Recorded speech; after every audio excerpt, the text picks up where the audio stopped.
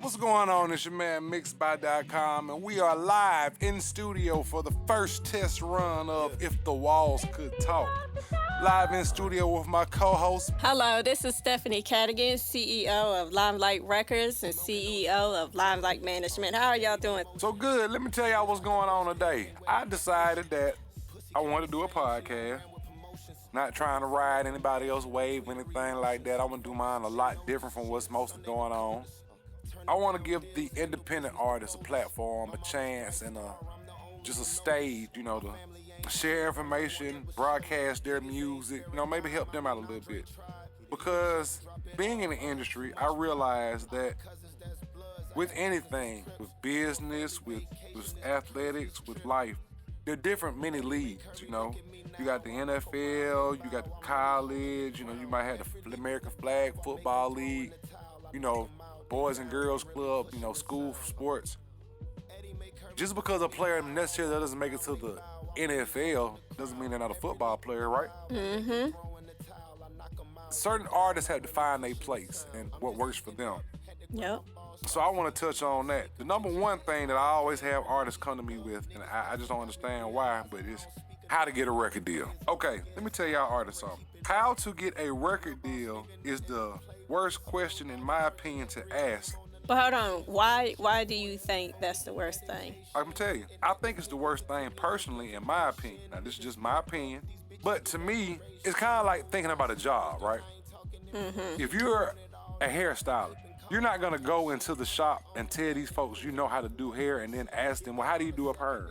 You're not going to go to try to be a hairstylist when you don't know how to cornrow. Exactly. You feel me? Like, you know how to braid, but you can't cornrow, but you want to be a hairstylist. So you're going to have to go have somebody teach you or go through school or go through the whole process so you know how to do certain stuff like knotless braids or box braids. And you can't come up in there and say, I'm a hairstylist and I want you to put me in the game. I want to work for you, or I want you to support me. But the only thing you know how to do is cornrows. But that's how it is with a lot of these artists. A lot of these artists only know how to rap or sing. And they barely know how to do that, at a professional level. They just know how to do it. Mm-hmm. And they think just because they know how to do that, now they're ready for a record deal. A lot of times, that's very not true at all. Like, I want a lot of people to understand music can be a hobby. And a hobby is not something that you necessarily make money off of or make a career out of. No, you can make money. Well, I'm going to say make a career out of. Because a lot of these kids, look at the TV and they see, Quavo and Baby and A$AP Ferg and all these different celebrities, living this glamorous lifestyle. And they think, oh, all I got to do is say these words over this dope beat and it's going to happen like that. And I don't mean to cut you off, but then what they don't realize is it's not just the money that these artists is living off. It's like 20 different things that these artists is also doing. It's a business. It's the show business or the music business. Like, they have a lot of different businesses. The money, the music part is just like what? A small percentage of how they're making their living. That's just the image. The music part is just the image and the brand at this point. But how they really making their money, really living like they living, they're doing a lot of different things. They're investing into a lot of different things. So my reason for saying that how to get a record deal is one of the worst questions to ask is because basically you letting that person know that you don't know what the hell's going on. Yep. And that's the easiest way to get taken advantage of. You want a handout. Right. You want a handout. You don't want to work hard for it. You don't want to do any research. You want to, and it's crazy because if you think about it, in school, they taught you how to research. You had to do a research paper. They teach you how to go out, seek information, get the knowledge that you need. But then when it comes to the stuff that you really want, you don't want to seek out that information. You'll go research when the J's come out or, when the new Yeezys come out, but you're not going to worry about how to go out here and get a music deal or a record deal or something like that. So that's my reason for that being one of the worst questions, how to get a music deal. Like, that shouldn't be a question to ask. That should just be something that should, honestly be achieved. I don't see why, somebody would want to just go in and be like, hey, how I get a record deal? And somebody says, well, sit down and cross your legs Indian style and tie your shoelaces in a bow and we'll give you a chance. Like, it doesn't work like that. And I don't understand, like, a lot of kids really, don't understand that concept. It's kind of just like I said with the sports. Everybody's not going to make it into the NFL. Yeah, Jimmy, you probably played, Pop Warner, junior high school. You got to college, they realized you weren't as good as you thought you, so you didn't make it to the NFL. Versus here you go, a Tony Allen or Roger Craig or somebody like that, was exceedingly well in sports, you know what I'm saying, and made it to the next level. So it's like everybody can't achieve the same dream that everybody has. Not only that, I also feel like even in the business world, there's the workers and then there's the bosses. Same thing in this music industry. There's just about 10% make it. These are real true artists, real true entertainer, real true superstars, and a very small percent. And that small percent probably was, I ain't gonna say the word bred like we some type of animals or something, but this was instilled in them as a young age. Like you was telling me before, when my son wanted to be a football player, he started playing football at the age of 7. Non-stop. Every single year he was playing football till, of course, he grows up and decides if this is what you really want to do, then you got to go XYZ and go harder. Or if not, then it's to change up and realize this ain't what you want to do and find something else you want to do. But a lot of artists step into this game talk about, I just been wanting to do this since 10. So what was you doing at the age of 10? Was you taking voice lessons? Was you going to like hip-hop dance, trying to learn to perform, trying to learn to dance? Was you taking piano lessons? Was you in the studio? What was you doing from the age 10 to all of a sudden now you 21 and all of a sudden you in the studio and you want to be a rapper? You want somebody to sign you? And mostly, I hate to admit it, but that's mostly what it is. You have a kid that really doesn't know what he wants to do in life. Just take a high school kid. They see these rappers on TV and they want to try it. And they don't understand, like, all they know is, they woke up one day, seen this little kid on TV, they like the song. Oh my God, he's a celebrity, he's a superstar. They don't understand the work that comes into, and that's my next thing, which is my next question that a lot of kids ask, which I don't understand why you ask this question. They always ask me, well, what do I need to do so I won't be a struggling artist, or, a starving artist, or, let me tell you something. When I did play sports, I never asked the coach, what do I got to do not to be on the bench? Like, when you come in with that attitude, in my opinion, you should already know what to do not to be on the bench. Like, it's kind of crazy when people come in and ask these questions, and I'm not saying they are dumb questions. No, I don't think there's no such thing as stupid questions. Like, right. I really don't. I feel like if you don't know and you can't find it, like, a direct answer to your question, you should ask somebody, and the person you asking should have enough, have enough common sense to realize that you can't figure it out, because creative minds are not thinking like critical thinkers and rational thinkers. So there's going to be a lot of stupid questions they're going to ask. It was stupid to us, might not be stupid to them. And that's another thing. You heard what Stephanie just said.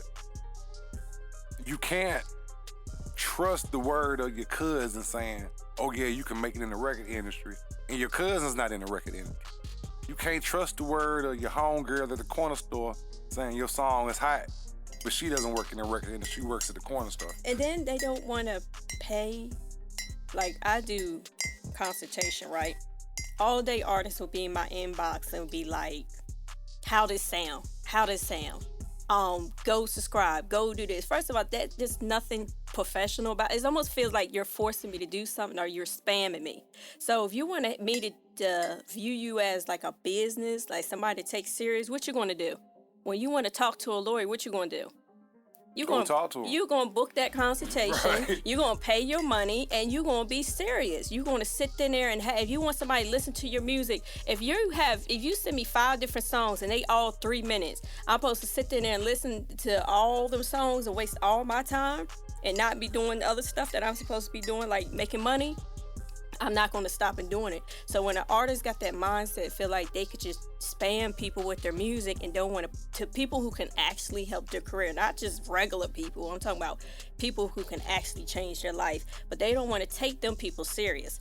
But as soon as it's somebody talking about a showcase, or we're going to give you a chain, or we're going to give you this, or we're going to give you money, and you're going to compete. Oh my God, they'll spend $5,000-$6,000 just to come across some situation that's not even vital with it, but they don't want to pay somebody like a lawyer that type of money that can help them get paid, or pay somebody a fraction of that that's going to sit here and talk business. They want somebody that's going to promise them something tangible, or something that they can say, look at me, I done got a chain, or I done got this. At the end of the day, it's the same thing the masters used to do to the slaves. Right. It is no different in this music industry.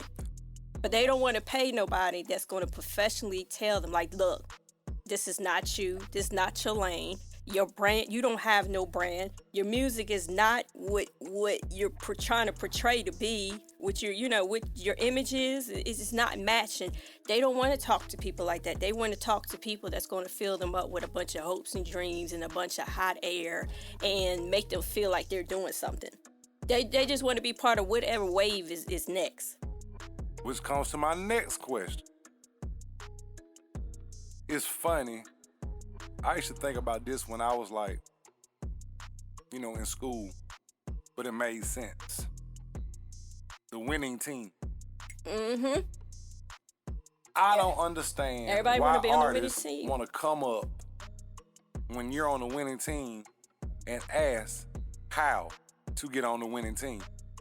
First of all, let me tell you how this works. If the winning team wants you, the same way with sports, what do they do in sports? When they want a player, they recruit him. They recruit you. So, y'all have to realize, just because Toby and Chris and Carla and Shay and all them say your music fire, that's a good start. But until you got the whole block, the whole neighborhood, the whole city, because that's what these major artists have. These major artists have people in Bucktuck, Utah, in Sacagawea, Wyoming, Netherlands, that people have never heard of, a place that you will probably never go to in your life. Yeah. Saying their words, screaming their lyrics, day after day after day after day. You come to me because 4 people say you can rap. And I ain't saying you can't. Or the mama somebody say that you can rap, and I ain't saying you can't rap. But all I'm saying is you got a few people saying that you can rap. You don't have your whole town saying that you can rap. You don't have the whole support of your town.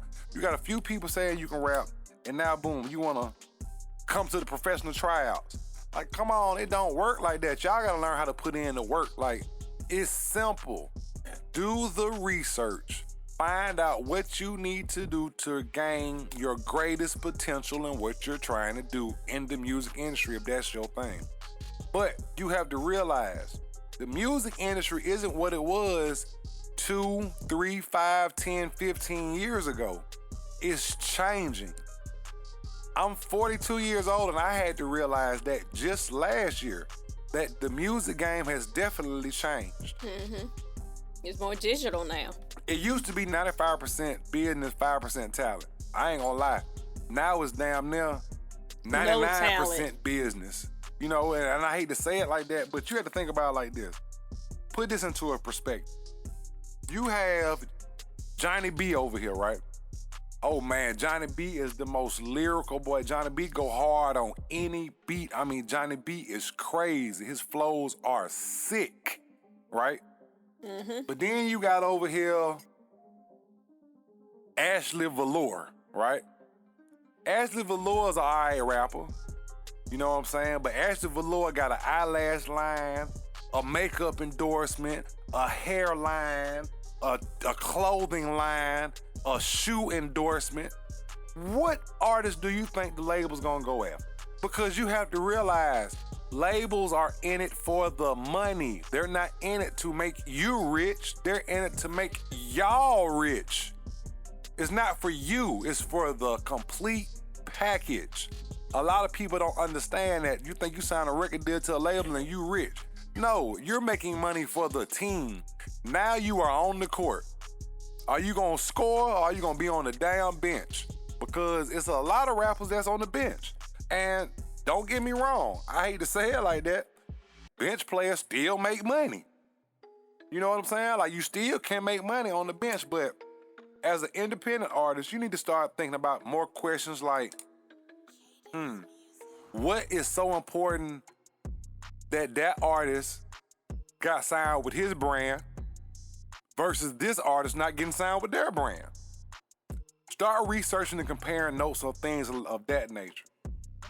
Start thinking about why this label deals with these type artists. Example, why is Nashville known for country, but Atlanta's in the South and we less than 4 hours away, but we're known for hip hop? Why is LA known for pop? Like, try to understand the demographics of the nation, first of all, so you can understand how this music thing works. Because in this new day and age, the outlet is just as easy as I was telling the client the other day. Back in the day, it kind of made sense for everybody to want to try and at least be a rapper, because it was somewhat of a finesse. And what I mean by that is, you could go to a studio, do your music, get a CD printed out, go print copies of your CD, and now you can stand outside and hustle your CD for $5, $10, $3, however much you want to give for it. The people necessarily didn't hear you playing right then. You could finesse and have another song playing and make them think that was your, you know what I'm saying? So it was kind of a finesse.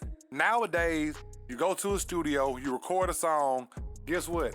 I airdrop it to your iPhone. Now, you gonna walk up to Corey and say, hey, bro, give me $3 for this song so I can airdrop it to your iPhone? No, because Corey gonna look at you like you fucking crazy.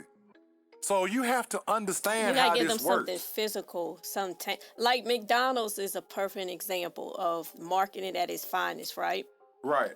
McDonald's knew that they was selling the cheap hamburgers, right? They were selling cheap. So who was their market target? Kids. Not really kids. It was actually economic conscious parents that didn't have time, because it was fast, it was convenient, and it was cheap. Right. So that was basic for like the moms that had a bunch of kids, but they out and about. So it's like the soccer moms, or even in the hood, it's cheap. You can go $1 and buy everybody a damn cheeseburger, or buy them a burger, right? So this is before the Happy Meal got introduced. Right. So they start seeing that was their market. So what happened was they said, okay, we got to find a way to capitalize off our market. Right. Another means of just selling these daggone hamburgers for $1. Because just think of it, after a while, dollars, they're not going to really get you that far. Right. So they came up with the Happy Meal, right? So it's not that Happy Meal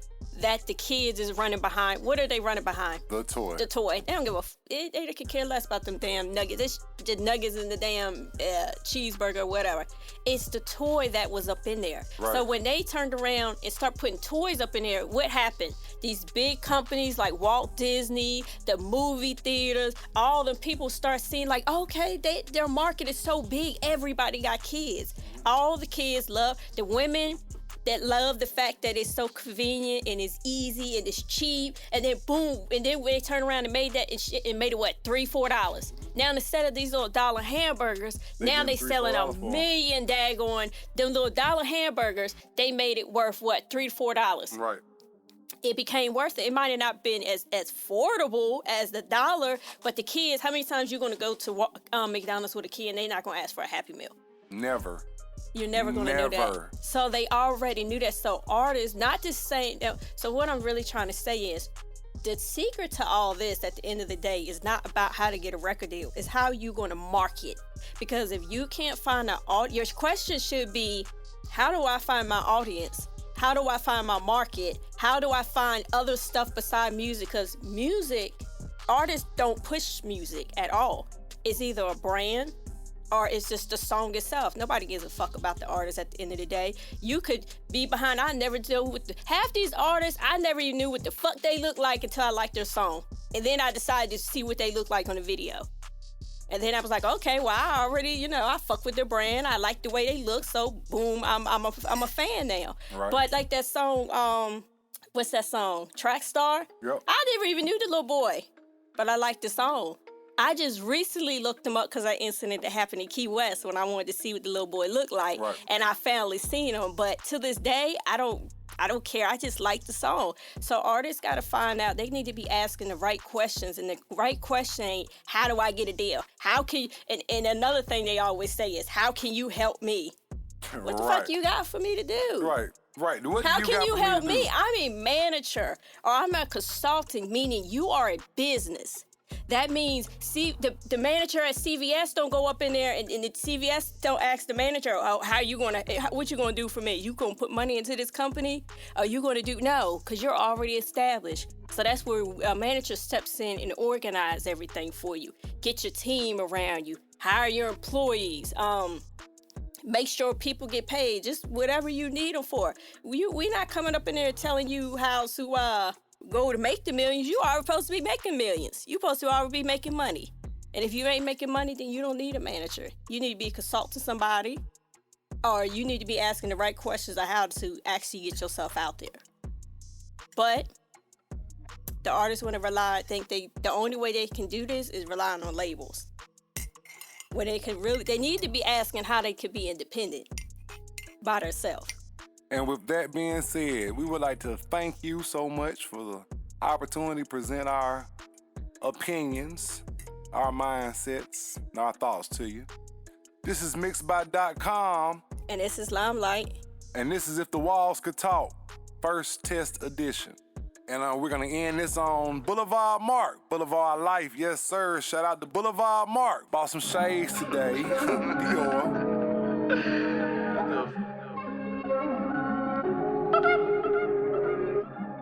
Yeah. I lost some shades today. Yeah. Dior's. I'm getting paid today. Of course. Count me some paper, yay. Profit went north.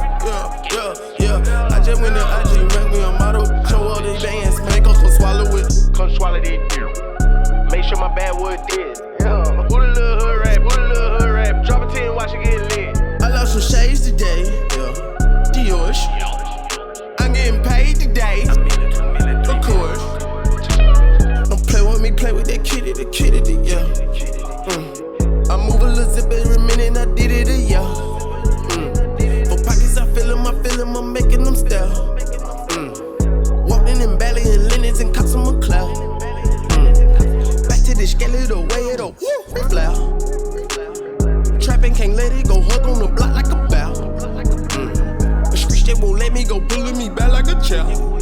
Can't no splurging today, I'ma cut me 3 pounds. Her face in the pillow, in the gush. Pull out and skid on us, catch it like blush. Pop, I put heat on them, 22 flush. Peach coming cheap on them, shout out my plug. FNMP on them, that how we thug. Push your wet cream on it, that how we hoop. Load it fully, put the team on it, plug. Load it fully, put the team on it, plug. I lost some shades today.